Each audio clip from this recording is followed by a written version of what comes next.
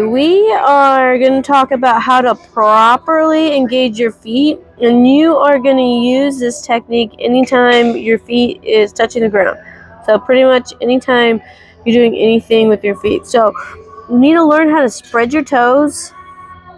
Most people's feet are cramped up in their shoes, so you want to spread your toes out. And then you want to think about grabbing the ground to the point where you can fit your fingers underneath here, because you're creating an arch in your foot. So you're going to spread your toes, grip the ground, and create that arch. And you should have pressure from this big toe all the way around to the heel of your foot. So if I use my hand, you're pretty much going to spread your toes, grip the ground, and kind of twist or turn or screw your foot into the ground. And as I do this, you're going to create a little pocket of space from your arch of your foot and the ground. And that's going to screw your feet in. And you're going to feel your glutes kind of engage when you do that. So that's how you properly engage your feet. So I spread my toes, I grip the ground, and I kind of screw my feet in. And I should have that space. So with my foot, when I'm doing any type of squats or deadlifts or anything, I spread my toes, I grip the ground. You can see my foot slightly turn this way a little bit. That's because I'm screwing my foot in. And now I'm creating this space and this arch right here in my foot. And that's how you properly engage your feet. The more you do this, the better you get at this, the better you use your glutes.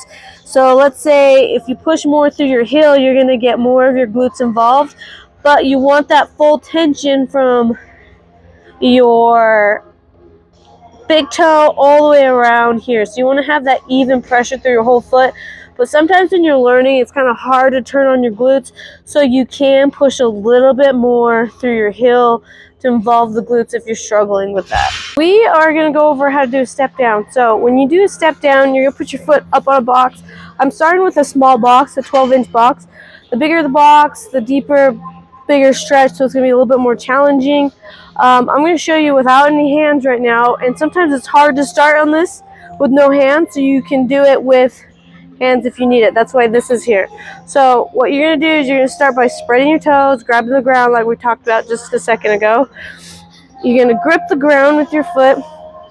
There's two ways you can do this. You can do one where you go back behind the box, you tap the ground, and then you come up, or you come to the laterally, so you go to the side of the box and you come back up. Both are fine. Both are going to be good.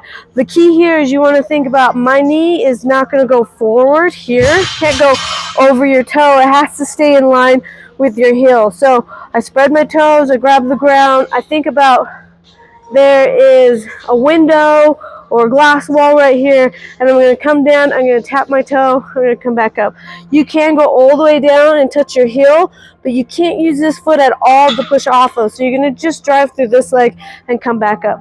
If you do this with a taller box, you can get a taller box and do the exact same thing. So you spread your toes, grab the ground. With the taller box, you may need a little bit of assistance. You can hold on to something and control down, tap that toe, and come back up. If you're just learning this, I would say I recommend using assistance so you can get the motion down. I want you feeling it here. You might feel it here a little bit.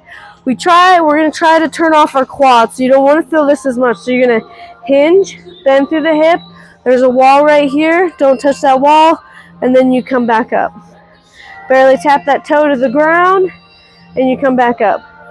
If you're feeling it in your knee, it means you're going too far forward, or you're activating more of the front part of your feet, so your pressure's in your toe. So try to shift pressure back a little bit more in your heel or throughout the whole entire foot.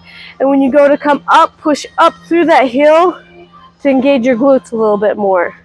So I bend through the hip, I don't let the knee go forward, I tap the toe, I push through my heel, and I come back up. The whole time you want to try to engage the whole foot, but if you push through the heel a little bit more, it will engage your glutes.